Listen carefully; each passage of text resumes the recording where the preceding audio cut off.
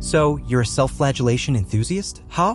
Pat yourself on the back for that, but maybe hold off on the emotional high fives just yet. You see, beating yourself up like a piñata filled with self-esteem just makes you deflate faster. We don't want that, do we? Accountability, yes. Self-loathing, not so much. Think of yourself as a CEO of You Incorporated. You set the standards, you enforce them, but you also gotta be the cheerleader, not the drill sergeant. Remember, your goal is to conquer, not cower. Truth? More like convenient fiction. Look, if believing unicorns grant wishes, then by all means, believe away. But for most of us, truth is the messy reality that helps us predict outcomes, not escape them. So, ditch the post-truth nonsense and embrace the beautiful chaos of actual truth. Self-deprecation? Nah, let's call it owning your shortcomings. You tripped over your ambition? Big deal. Dust yourself off, analyze the tumble, and get back on track. Bonus points for not making a public spectacle of your clumsiness. Rewards and punishments?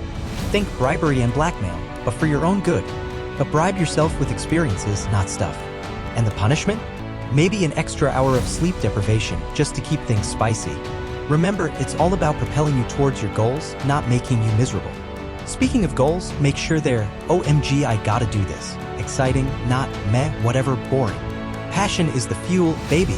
And once you've got that fire lit, any setback becomes a minor inconvenience, not a life-altering catastrophe. Bouncing back?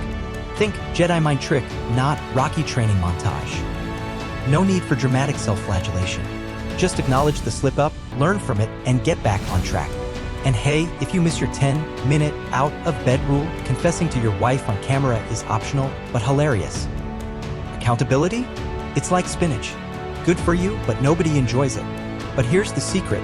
Owning your mistakes, even the small ones, builds trust with yourself.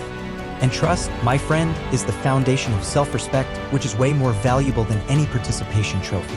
So, there you have it. A healthy dose of self-improvement with a sprinkle of dry humor. Now go forth and conquer, or at least get out of bed before the 12th minute. Disclaimer, this narration is for entertainment purposes only and does not constitute professional advice. If you're struggling with self-improvement, consulting a qualified professional might be a more effective strategy than listening to a sarcastic self.